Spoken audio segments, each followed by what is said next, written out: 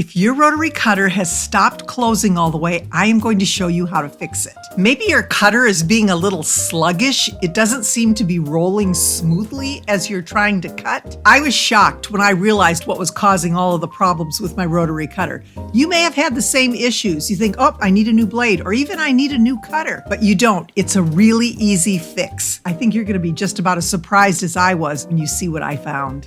This is terrible.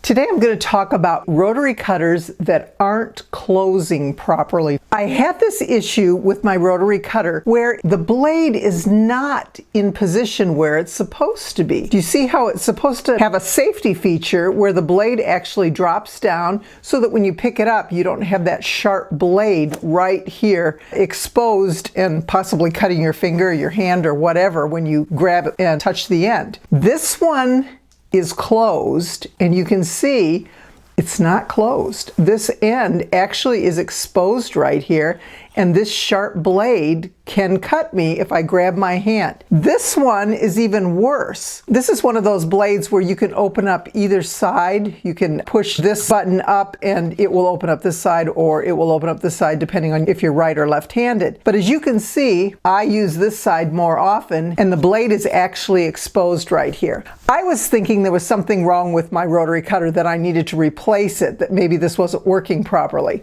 Not true. It's just dirty. So when I look at this one, this particular type of Olfa cutter, the blades come off very easy. Same with this. So I'm going to show you with these what I discovered when I took this blade off. And as you can see, the more you use the blade, those little pieces of lint and dust and whatever that you are cutting get trapped underneath the blade. You can see there's some on the top of my blade here, but there's actually a lot more underneath. So we're going to look at these two blades, and I'm going to show you what you can do to restore your blade so that it closes properly again and you don't need to replace it.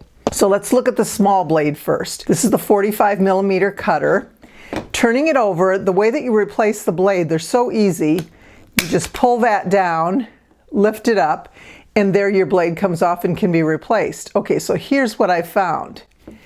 The reason that my blade wasn't closing, I couldn't push it all the way up, was because of all this lint that had gotten trapped underneath the post, and the blade was causing my cutter not to close properly. You can see it just won't go any further. So what I did, I just used, this is an old seam ripper, you could use some tweezers, and I started to pull out what was in there. And look at that. Actually, there's none in this side, but I have had issues where there has been a lot of lint on these particular divots as well as the large one here. So you'll want to clean all that off. You can just use a cloth or a tissue of some sort and clean it off nicely. Then I would replace that blade. Probably I would be doing this when I was replacing my blade. Now we're going to put the blade back on, turn it over, lock it, and you can see now my blade is totally protected. So it was all that lint that was trapped in there that was causing it not to close. There was nothing wrong with the cutter. What was wrong with it was dirty. So let's take a look at this larger size, the 60mm, and see how that goes. I'm going to turn that one over, and I haven't looked at this one yet, so I'm not sure. I just know it's not working right. Take that off. Oh, yeah. And if I look under here, look at what's trapped, especially under these particular sections. So I'm just going to go through. Oh my goodness. Look at that. Oh my goodness. I had no idea that this blade was so dirty. And I wondered why it wasn't closing. Okay. Oh, good grief. So there I have pulled out all of that lint. I used this for cutting fleece. And you can see, because I needed a larger blade that was a little bit deeper, and you can see that that fleece definitely gets a lot of lint on the rotary cutter. So as I clean that off, and actually, look at right there even, you just need to go through all the spots and make sure that it's functioning well. When I pull that down, look at, there's more even there. So you'll want to just make sure that you clean out all those little nooks and crannies. Same thing on this side. Oh my goodness, this is terrible. Holy cow, no wonder my cutter wasn't closing. Okay, I'll get those pieces out of there. So I've finished getting all I think that I can reach with my seam ripper, and I have moved this up and down.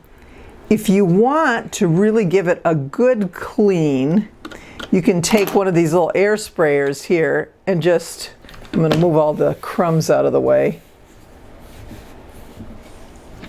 and just squirt in there.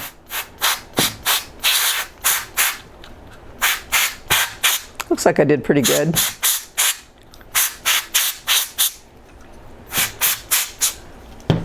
Okay, I have everything all cleaned out. I used the air sprayer, cleaned it with that. It looks pretty good. I am ready to replace my blade. You want to make sure that the guide, this guide, is in the up position so that when I put my blade on, it's protected. I don't risk having that sharp blade edge exposed. So I've got it in the up position. Carefully, as I would replace the blade, I'm going to put it on. Everything looks great. Lock it, and look at that. It is in perfect shape. Now, if you go back to the beginning of this video and you see how crooked that was, you know there was a ton of lint in there that was keeping me from closing my blade. That is dangerous. Plus, it doesn't let your rotary cutter operate efficiently. That lint can get in there and keep the blade from rolling properly and really give you a poor cut. So my rotary cutters are all clean. The blades are all in line with the guide as they are supposed to be. All I needed to do was clean them, and cleaning them makes such a world of difference. It protects us, first of all, from having a cutting accident because that blade is exposed at the top when it can't be pushed down because of all this lint. The other thing that it does is it lowers the efficiency of the blade. The blade is not going to turn as well when it's clogged up by all that lint. So cleaning it out makes a huge difference. We're then able to use our cutters as they were intended, and they are as good as new. I am always trying to be joyful, but I will always be merry.